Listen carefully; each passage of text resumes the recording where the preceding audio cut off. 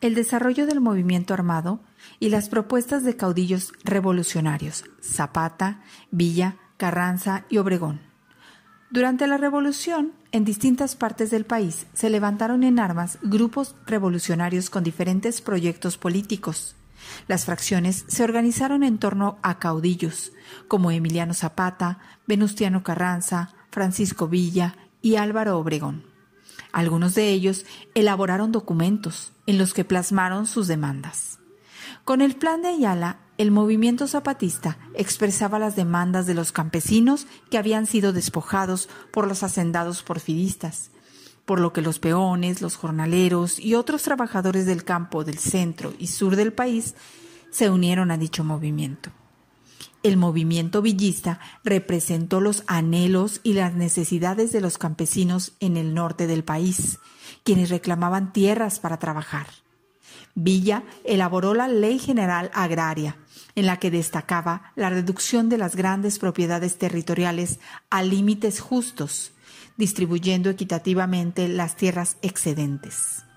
Venustiano Carranza fue gobernador de Coahuila durante el gobierno de Francisco I. Madero y a la muerte de éste se convirtió en el principal líder revolucionario.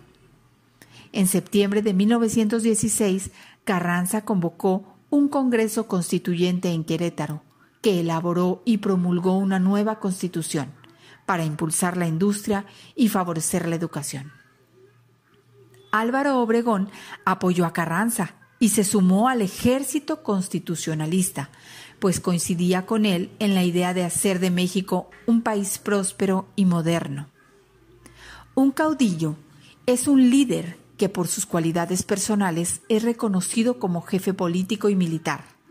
A cambio del apoyo y lealtad de sus seguidores, los caudillos realizaban acciones para satisfacer sus demandas. Un dato interesante: el ferrocarril fue un medio de transporte muy utilizado durante la Revolución. Facilitó el traslado de grandes ejércitos a lugares distantes. Esto le dio al movimiento armado un carácter dinámico.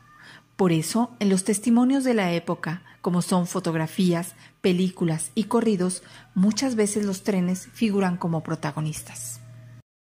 Cuando Victoriano Huerta usurpó la presidencia, Venustiano Carranza lo desconoció y se levantó en armas. Lo mismo hicieron los ejércitos de Obregón, Villa y Zapata.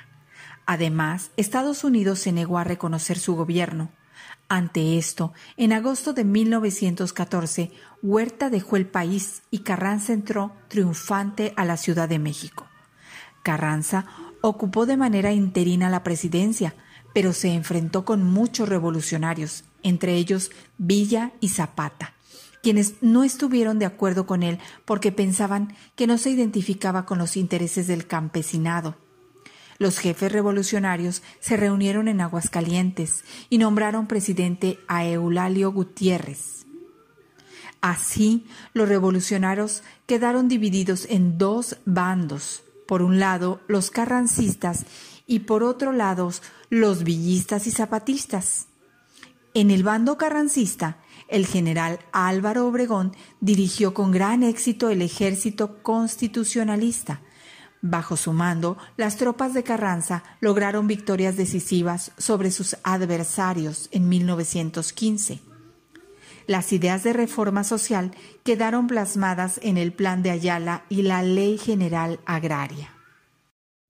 Un dato interesante: muchas veces los niños de entre 7 y 12 años desempeñaron diferentes actividades durante la lucha revolucionaria. Aunque algunos participaron en el combate, otros tuvieron tareas como tocar el redoble de tambores o ejecutar la diana militar.